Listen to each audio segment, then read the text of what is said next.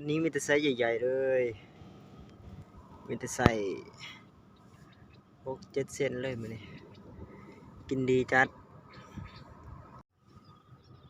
ไซส์นี้มันจะเยอะไปไหนใส่นี่โคตรลายเลยใส่นี่ใส่ตากแดดมันหยุดมันหยุดแล้วเขาหยุดยาว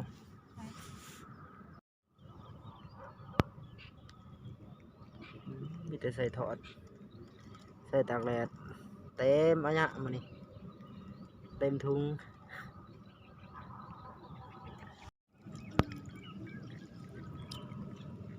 สองใส่ตัวนั้นใส่ตากแห้งตัวนี้ก็ใส่ใหญ่ใส่น้อย2 ถุงมันมานเลยปะเนี่ย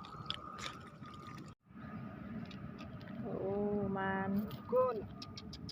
2 ตัว